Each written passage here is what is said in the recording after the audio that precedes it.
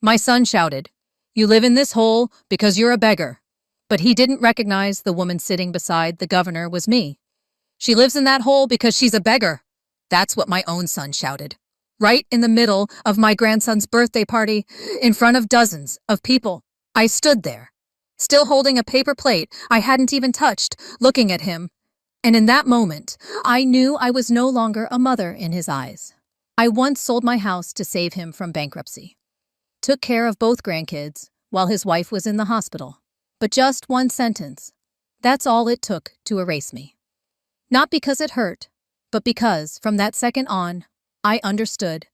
It was time I started living for myself. My name is Clarice Ashford, 74 years old, widowed for 20, used to be a librarian at the Glen Ridge City Library.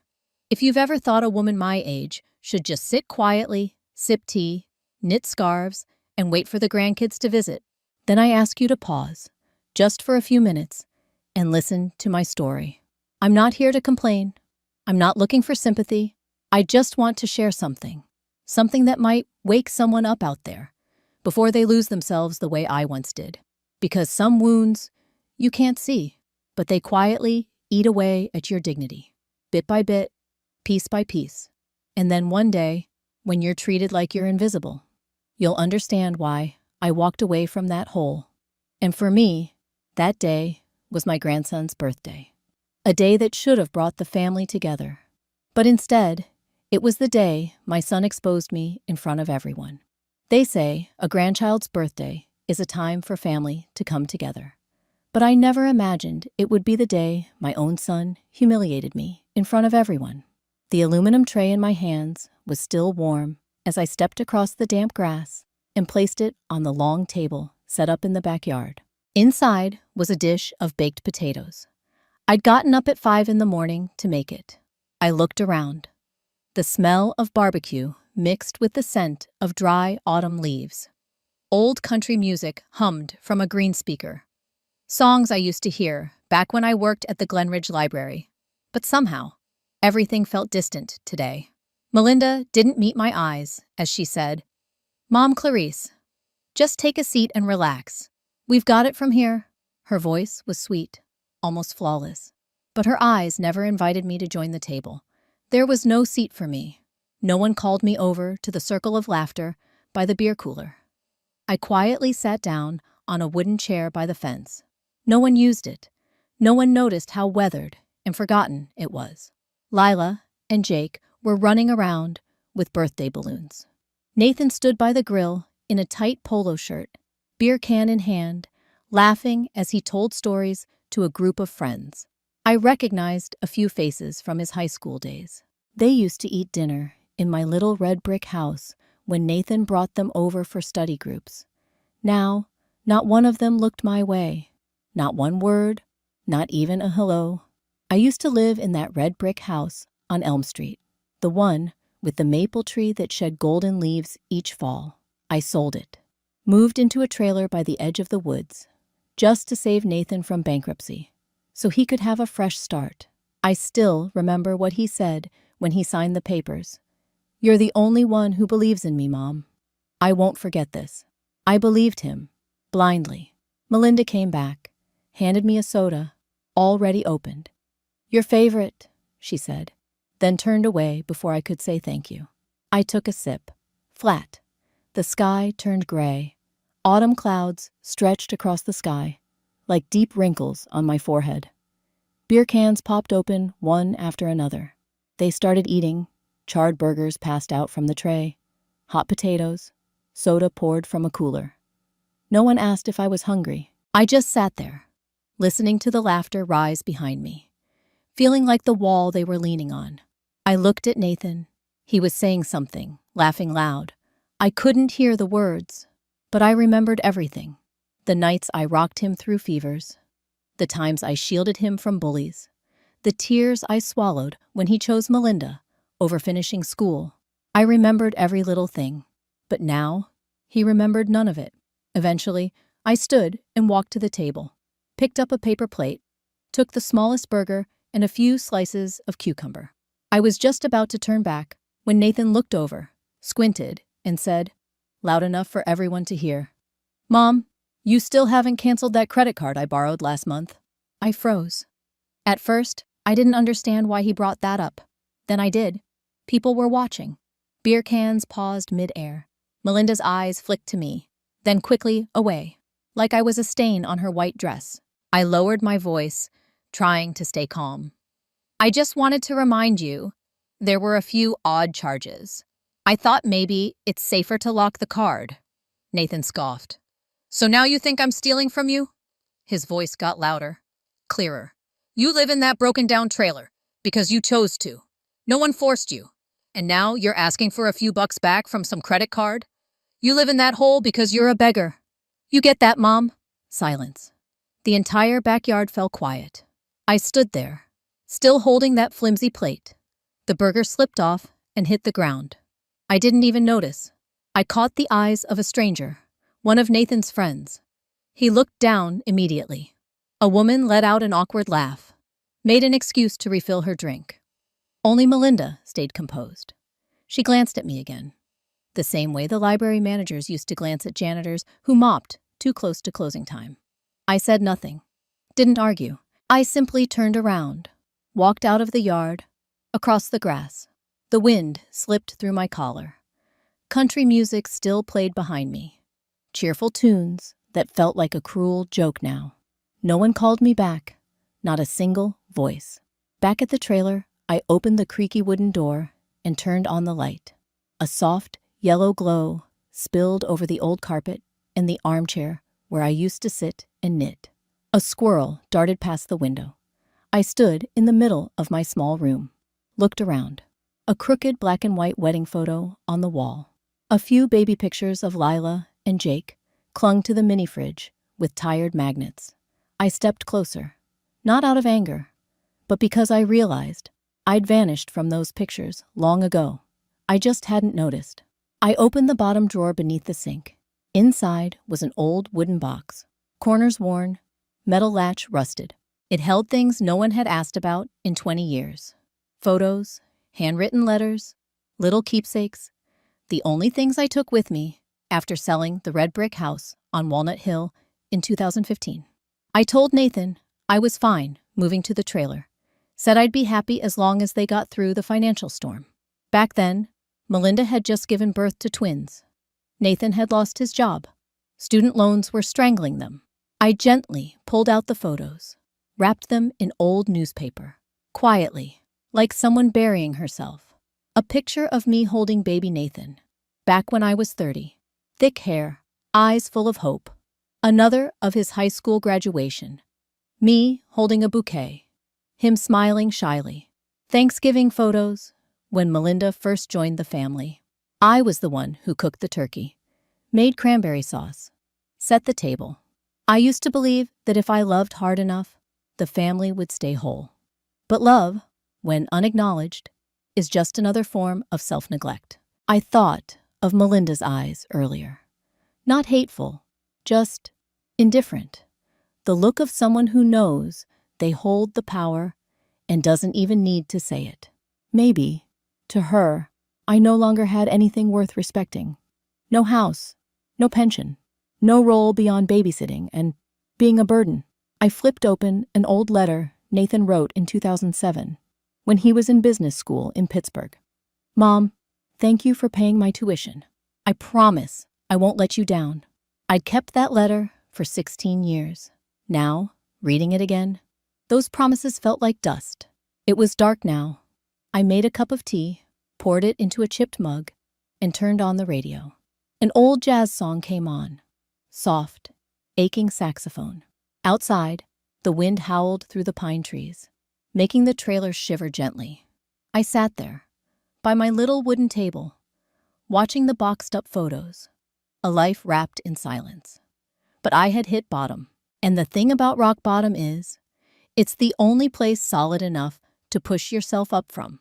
That's when I realized silence isn't the end.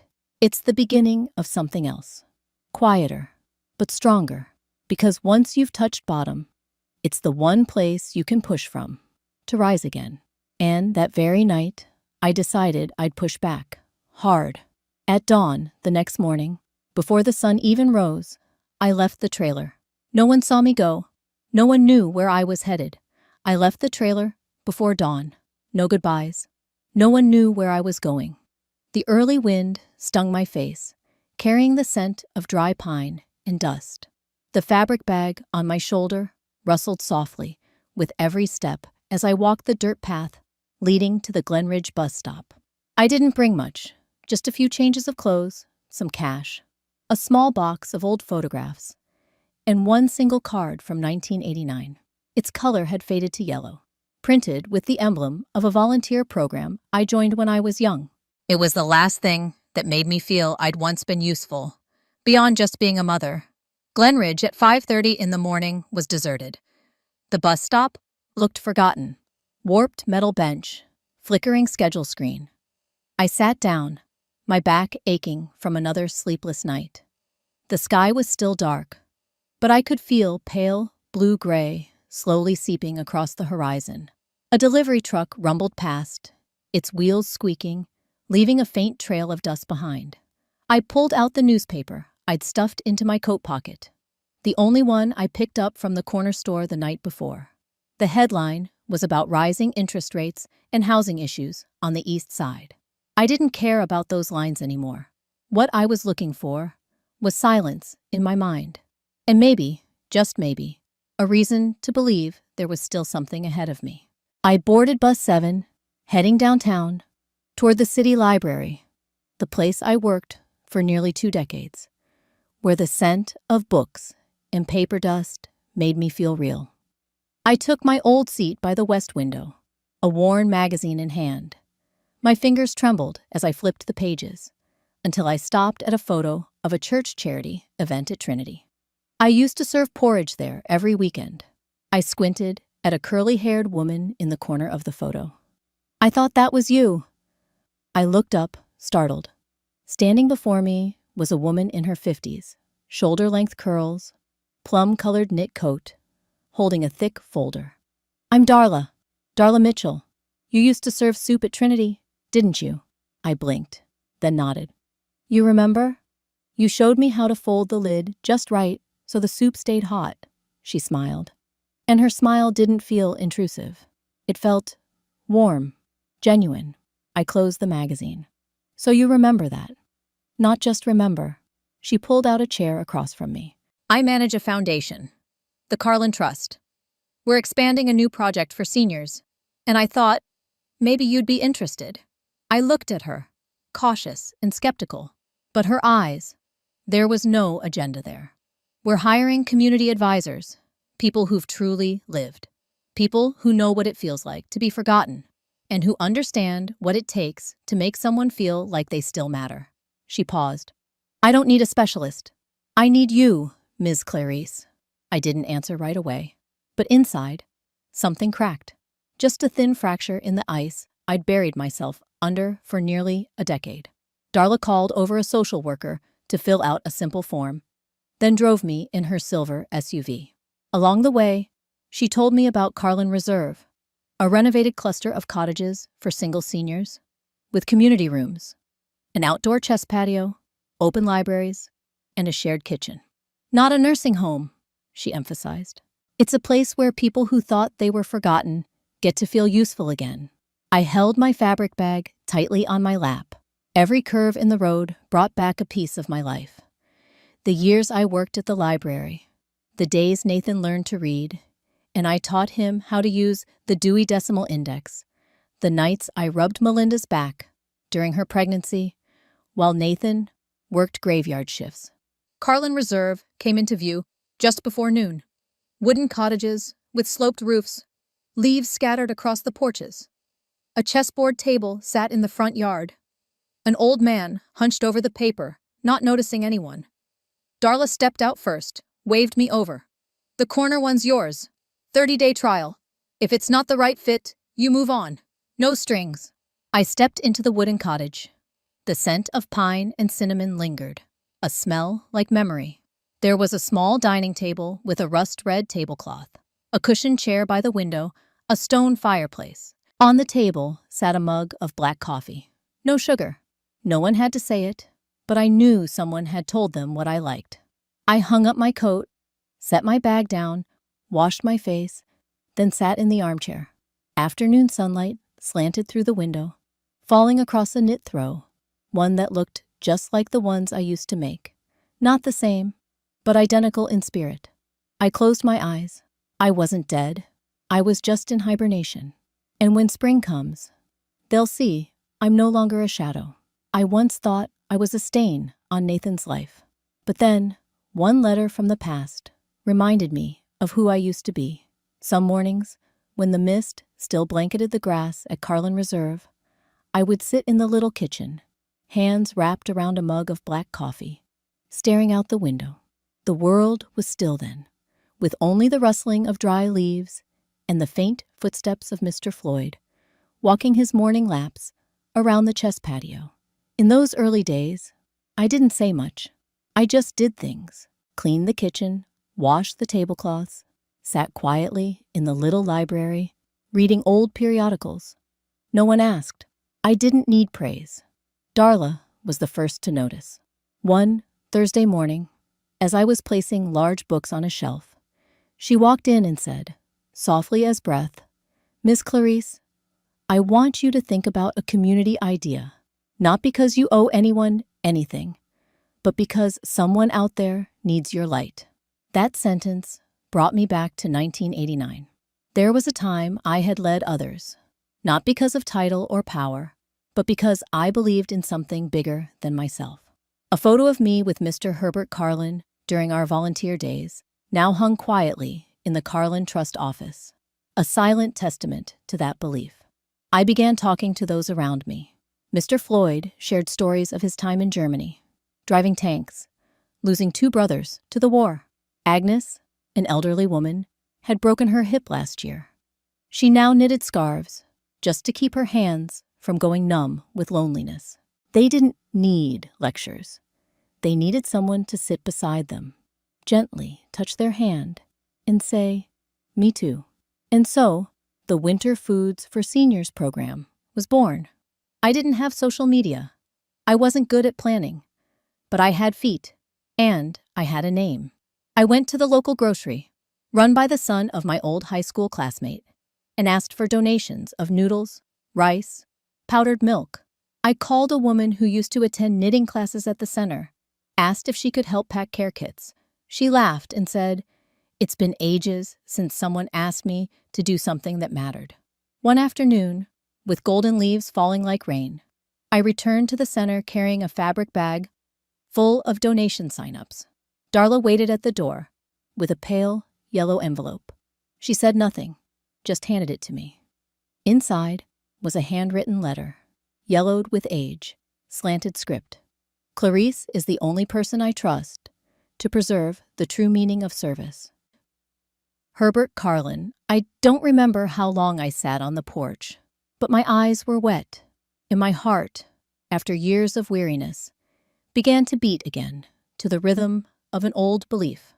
After that, I stopped shying away when someone asked for my thoughts. I began suggesting ideas. Instead of simply distributing donated goods, I proposed a winter warmth market, a place where recipients could choose what they needed: a scarf, a jar of apple jam, or a bag of black beans. Ruth, a widow who usually sat silent during knitting classes, volunteered to create colorful signs for each stall. When I asked why, she said, "I used to be a kindergarten teacher, but after my husband died, I thought all my energy was gone. Today, I realized it was just asleep."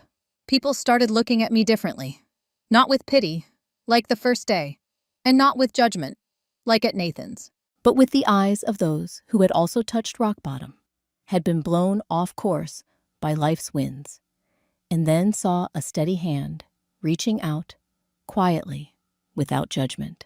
The winter market took place in early November. The air was chilly, sunlight filtering through golden trees. In the center yard, makeshift stalls were built from wooden frames and old cloth. No fireworks, no booming music, just quiet chatter, softy laughter, and the wind brushing through wool sleeves. Clarice, me, stood at the jam stall. I showed a fellow elder how to seal a jar to keep the glass intact, and how to write labels in bold, black ink for aging eyes. Someone leaned in and said, "You remind me of my mother. She's gone now." I didn't know what to say. I just rested a hand on their shoulder, held a silence long enough to let them know. I understood. Then the local paper arrived. They took pictures, jotted notes, asked questions. At first, I stepped back, wanting Darla to take center stage, but she pulled me forward and said, "Ms. Clarice keeps this place in rhythm. No one else." That evening, after cleanup, I returned to my room, my small wooden space with a window facing the lake. I took off my moss-green cardigan, hung it on the old hook by the door, and sat on the bed, fingers brushing the half-knit scarf. My mother used to say, "People never truly break. We just grow moss. And sometimes, all it takes is a gentle hand to wipe it away, and the stone underneath will show again." I realized I didn't need to become who I was before. I just needed to remember who I had been, and that I could still be her in a new way. The next day, as I dropped off the new project proposal at the Carlin Trust office, I noticed something strange. On the left wall, near the receptionist's desk, where old certificates used to hang, there was now a large, newly framed photo. I paused. My heart dipped, then rose with a feeling I couldn't name. In the photo was a line of volunteers behind the kitchen counter, 1989. My hands were covered in flour, hair tied back with a rubber band. And beside me, smiling wearily but warmly, stood Herbert Carlin. I'd forgotten that photo ever existed, but here it hung like a milestone. Darla appeared with a paper coffee cup in hand, her eyes softer than usual. I found it in the archives while organizing the storage room. Herbert kept so many letters, photos, notes. I thought you should see this one. She handed me a cream-colored envelope with soft gold trim. Herbert's handwriting was unmistakable. Slanted slightly, left, gentle strokes. I sat by the window, hands trembling slightly as I opened it. Inside was a single page. The words were plain, honest, just like him. "If I am no longer here, please give this letter to Clarice Ashford. I have worked with many in my life, but Clarice is the only one I trust to carry the true spirit of service. She doesn't just give. She gives with dignity and deep understanding. Let her lead, even if it's only a small group." I folded the letter and held it in my lap. Outside, sunlight spilled through the leaves. I closed my eyes. I once thought I was just a shadow. No name, no trace. But someone had remembered. Someone had seen me, even though I never stood on a stage, wore a badge, or held a title. That night, in my little wooden room, I turned on the desk lamp. Its soft, yellow light spread across the table and the wall. I pulled out a new notebook, not for a diary, but for plans, for the Carlin Fund Christmas Gala. I didn't want it to be just another fundraiser. I wanted it to be something people would remember, not for the pies or the decorations, but for the way we touched each other, with truth and trust.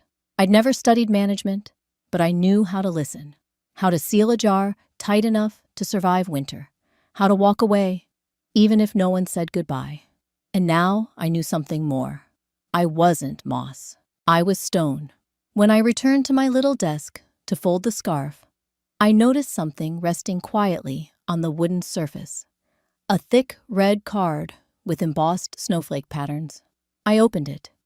Official invitation. Carlin Fund Christmas Gala, December 22nd. I smiled. Darkness isn't the enemy. It's just the canvas for light. And then, the night of the Christmas Gala arrived. The night I was finally ready to stop being a shadow. Nathan looked up, wine glass in hand, frozen mid-sip. His daughter pointed and asked, "Dad, why is Grandma sitting with the governor?" Nathan looked up, his wine glass frozen mid-air. His daughter pointed and asked, "Dad, why is Grandma sitting with the governor?" I heard the question clearly from the far end of the ballroom, where the crystal lights spilled over the long table draped in white linen, as the murmur of voices swelled around us. Heads turned, Curious eyes scanned my face, comparing it to some distant memory, trying to match it with the silver-haired woman walking calmly in a gray satin dress. The dress wasn't designer. It was rented, but it fit so perfectly, it felt as if it were made just for me. I chose gray because it made me feel balanced, like I didn't have to shout to be seen or shrink to stay invisible. I could just stand, naturally, as myself. I walked beside Darla, her arm gently linked with mine, in quiet respect. Her heels clicked softly on the marble floor, each step a reminder. Every step matters. I didn't scan the room. I didn't need to. I looked ahead, toward the tall Christmas tree, glowing gently near the stage. But I knew my son was there. Of course I did.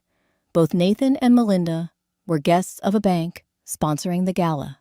They had no idea I'd be attending, let alone honored. I heard Melinda gasp. "Oh my God, is that Mrs. Clarice?" Her voice wasn't quiet enough to go unnoticed. I didn't turn around. I didn't have to. I felt the discomfort roll off their table, like cigarette smoke curling through a sealed room. From the main stage, the microphone crackled to life. The governor of Pennsylvania, who once rode a bus with me during his college days, smiled as he approached the podium. "Ladies and gentlemen, tonight we gather not only to celebrate Christmas, but to honor someone who quietly rebuilt the spirit of Carlin at a time when kindness is often underestimated. No one deserves it more than Mrs. Clarice, who has not only given her life to others, but reignited the soul of Carlin."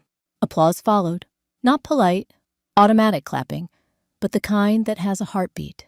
That means something. I stood, no shoulders raised, no head bowed, just a quiet smile. A reporter came over for a few words. I nodded, kept it short. Darla took care of everything else. I let her, and then I heard the patter of small feet. "Grandma!" Lila and Jake, right behind her.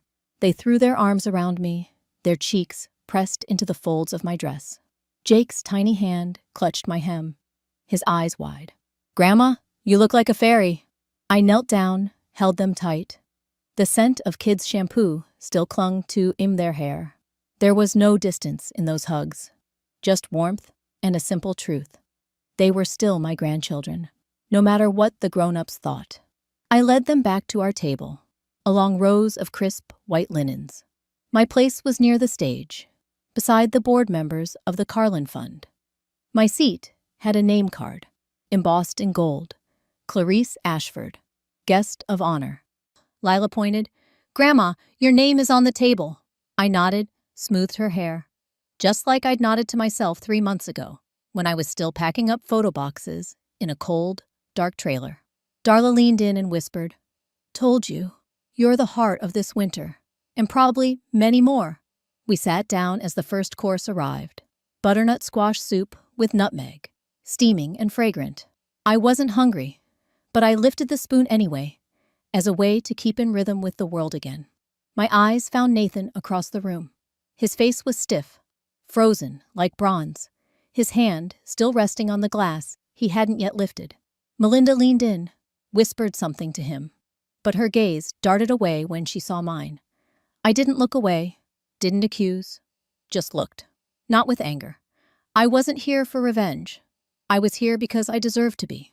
A major donor approached, shook my hand, and said he'd read the article about Mrs. Ashford, the woman who rebuilt a community with jars of jam. I smiled and said, "I simply brought a little patience and an old basket to the market." Not long after, an event staff member came to invite me to speak. I stood. My low-heeled shoes made no sound, but I knew I was walking through the gaze of hundreds. And for the first time, those eyes didn't look past me. On stage, I used no notes. I'd known for a while what I wanted to say. "A few months ago," I began, "I lived in a trailer at the edge of the woods. Some people thought I was a beggar, but I wasn't. I was simply someone who knew how to give." I said nothing more. I looked straight at Nathan, not to accuse, but to let him witness. I stepped down from the stage to applause. Not a standing ovation, just polite hands. And for the first time, recognition. After the speech, I returned to my table. The gala shifted into soft music. Guests mingled, raised glasses, exchanged cards. Warm hands touched my shoulder. A few words of thanks, a few nods. I'd grown used to being part of the blur.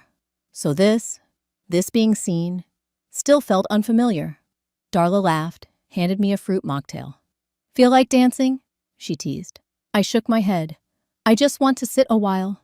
I chose a quiet corner, beside the gift table, wrapped in silver foil and red bows. My old brown leather bag sat on my lap. A gift from my husband. Our first Christmas after he retired. I opened it, pulled out an old card from the volunteer kitchen, 1989. The edges were yellowed, but the writing was still clear. Thank you, Clarice. No one needs to be perfect to deserve a chance. I looked around. Nathan's table now only had Melinda and the kids. Where was my son? I didn't have to wait long. Leaving the main hall to find the exit, I saw Nathan standing by the door.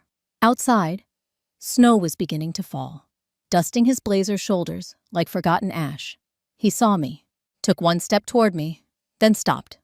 Mom, I looked him straight in the eye, the same way I had from the stage. Can you come home with us for Christmas? He asked. I didn't answer. Not because I was angry, but because some questions need time for the heart to find the answer on its own. I once lived in a trailer. No living room, no heat. But the coldest thing I ever felt was my own child's indifference. That's what I realized most clearly while sitting in the shared kitchen of Carlin Reserve on Christmas night. The scent of cookies baking filled the air, blending with orange peel and ginger. At the table, Darla was helping Mrs. Bernice hook the last ornaments onto the tree. Outside the window, snow had begun to fall, light and soft, just enough to blanket the rooftops and wooden steps. Clarice, Floyd called from the hallway, holding a silver-red gift box. You accept gifts? I smiled. If it's cookies, yes. Floyd chuckled, but handed me the box anyway. Open it. Inside was a small wooden flute, old but polished clean. Engraved near the mouthpiece were the words, "To one who makes music out of silence." Founded at a flea market, he said. Carved that line myself. I figured, you're that kind of person. I didn't play music. I didn't blow into it. I just held it, studying the grain. It wasn't a gift for the ears. It was one for the soul. Dinner began at 7. I was the head cook. Beef stew, cornbread, roasted tomato salad, and a lightly spiced squash soup. But the centerpiece was the sign in the middle of the table. Every dish tells a story. Darla had suggested it the week before. We're not just eating, she said. We're remembering. I stood first. I made this stew for the first time when I was 16, I began, voice steady. My mother told me, if you can make something that makes people go quiet while eating, you've done it right. Light laughter circled the table. I never cooked it for Nathan, I continued. Not because I was angry, but because I was afraid that if he ate it and felt nothing, I'd lose my last piece of her. No one spoke, but the eyes around the table softened. Floyd nodded, resting his hand on the flute. Bernice held Darla's hand. And me. For the first time, I felt at peace, like a soup that's seasoned just right. Not too much, not too little. After dinner, everyone gathered in the common room. A square space with wood-paneled walls and a high ceiling strung with warm lights. Bernice sat at the electric piano in the corner, hands trembling but steady, playing Silent Night with the delight of a child. Others sat in a circle, cocoa in hand, some wrapped in blankets, some just listening. I sat too, wearing my moss-green cardigan, the wooden flute still tucked in my pocket. Darla came over, sat cross-legged like a grandchild. You know, she said quietly, I used to think Clarice Ashford was just a retired woman with a modest legacy. But turns out, you're the best part of what I still believe about kindness. I chuckled softly, then glanced around the room, at people once forgotten, now singing Christmas carols like a humble choir. Just then, Rosie, the little orphan girl staying temporarily while her mom went through rehab, ran up to me. pressed a broken cookie into my hand. "I saved the best piece for you," she said, then dashed off, her hair flying like a wordless thank you. I held the cookie, watching her go, and suddenly I remembered Nathan at her age, curled up in the kitchen, crying, asking, "Mom, is Dad coming back?" I had no answer then, but now I had an answer for myself. Back at my cottage later that night, I found an envelope waiting on the doorstep, no name written on it, but I recognized the handwriting right away. Just 4 words. "Mom, I'm sorry. I understand." I didn't open it, just placed it inside the wooden box, with the old photographs and the Christmas card from 1989. Forgiveness is something I've already made peace with inside, but going back to the way things were, that's no longer something I need. The next morning, Christmas Day, Carlin Reserve lay under a soft layer of snow, like powdered sugar. The tree in the front yard drooped from the weight of the wet snow, but its lights still glowed. In the shared kitchen, people were up earlier than usual, not because they had to, but because they had something to give. Homemade gifts, warm wishes, a folded poem tucked inside a napkin. I sat by the window, holding a printed newspaper in my familiar mug of black coffee. The fireplace hissed softly, filling the air with the scent of burning wood and fresh bread. Floyd knocked, then stepped in, holding a weathered box wrapped in newspaper. "Merry Christmas, Clarice," he said in his gravelly tone. "I think it's time you had this." I opened the box. Inside was a reddish-brown knit sweater, V-neck, the shoulders a bit worn. I froze. "I kept it until I found someone worthy," he said. "The man who gave it to me was a buddy from the service, but I think it belongs now with someone who warms others just by being there." I didn't reply, just folded the sweater gently, laying a hand over it like I was afraid the memories in its threads might break. That afternoon, a few residents gathered outside, playing chess, roasting marshmallows, swapping old stories. I didn't join. I stayed in, took out the wooden flute, and tried playing it for the first time. The sound was off, wobbly, then steady. Not in tune, not perfect, but I played. Not for anyone to hear, but to remind myself I was still alive. When evening fell, Darla stopped by with a bottle of warm spiced cider. She poured me a cup. "Not going to open the letter?" she asked, her voice soft, like she didn't want to break the stillness. I shook my head. "I've forgiven him, but I don't live for him anymore." She didn't ask again. We just sat in silence, watching the snow drift past the window, flakes landing on the frosted glass and disappearing. Christmas night. The small wooden cottage was hushed, lit only by the warm glow of a lamp on the wall, illuminating an old still life painting. I sat alone, cup of cocoa in hand, steam fogging my glasses.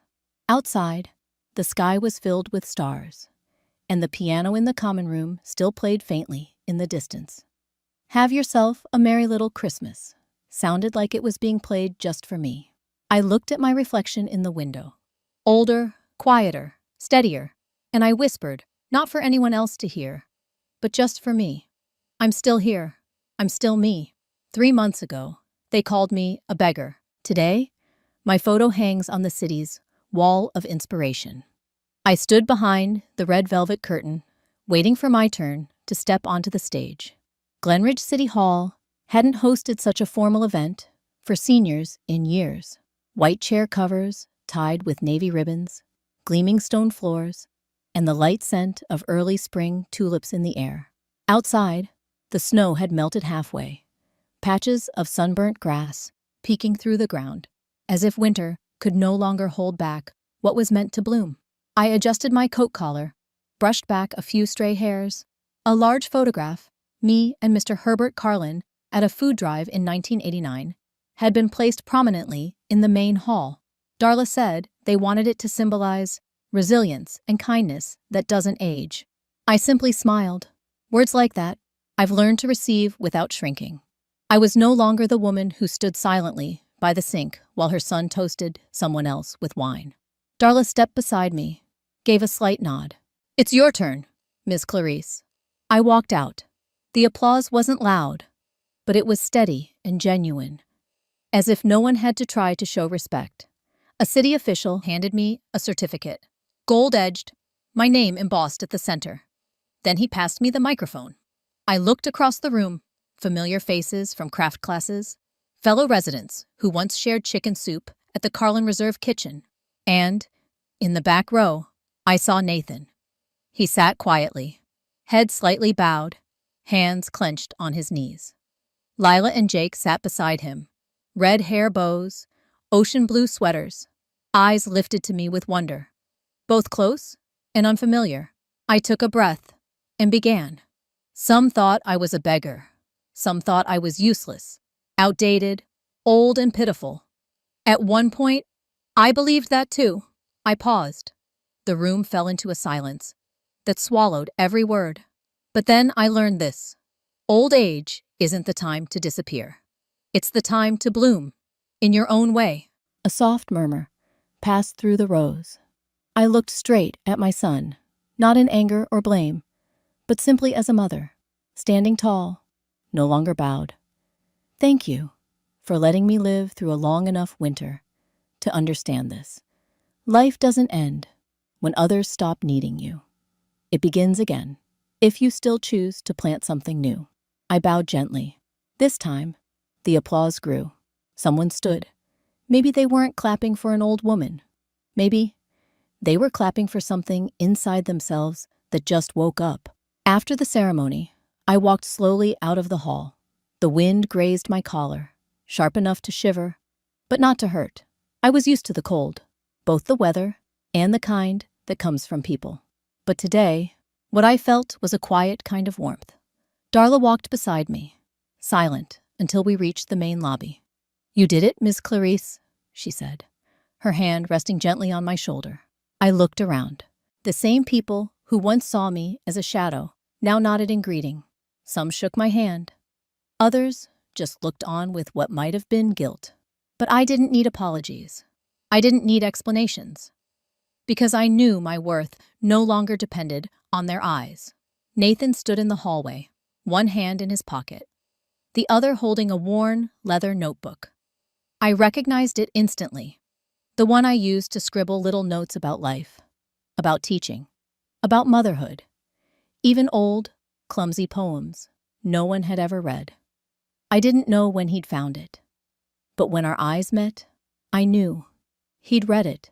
Nathan took a slow step forward, his face no longer defensive or ashamed, just a son, seeing his mother for the first time, without the filter of guilt or pride.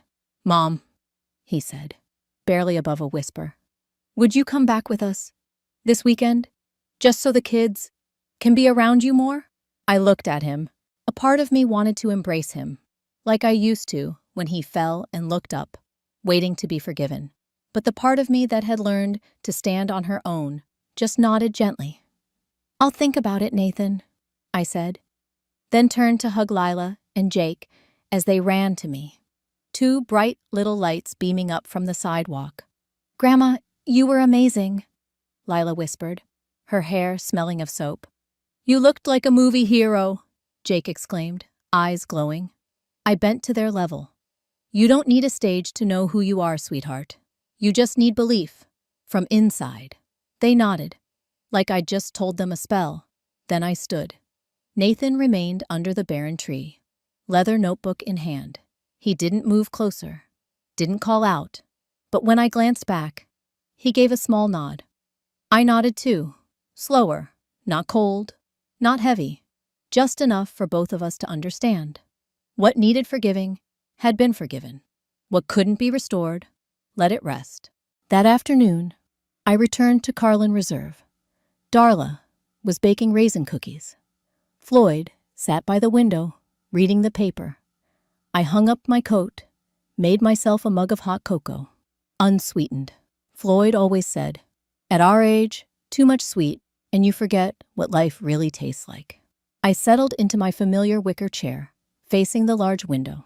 Outside, the January sky had cleared. The gray clouds had drifted to the edge of the horizon, leaving soft blue like chiffon above the trees. I took a sip, rested my hand on my lap, slow, steady. And I knew I was no fairy godmother, no wand, no miracles. No one came to save me. I was just an old woman, once hurt, once forgotten, once called a beggar. And today, I sat with my name etched on a plaque of honor, not because someone gave it to me, but because I refused to give up on myself. They may still look at me with surprise. They may still whisper. They may feel regret, or not. But I no longer look for validation in their eyes, because I know who I am. I didn't disappear. I simply bloomed on the very ground they thought I wouldn't survive. 3 months ago, I left in silence, empty hands and an emptier heart. Today, those same hands have sown hope, again for those the world nearly forgot. I used to believe that love meant giving without condition. But in the end, I learned this. If you don't honor yourself, even your closest can turn away. Like an old coat that once kept the whole house warm, when the cold passes, some won't hesitate to toss it on the porch without a second thought. If this story reminds you of someone who once quietly gave everything for their family, call them, or simply give them a hug. Because sometimes, that's all it takes to keep a heart from going cold.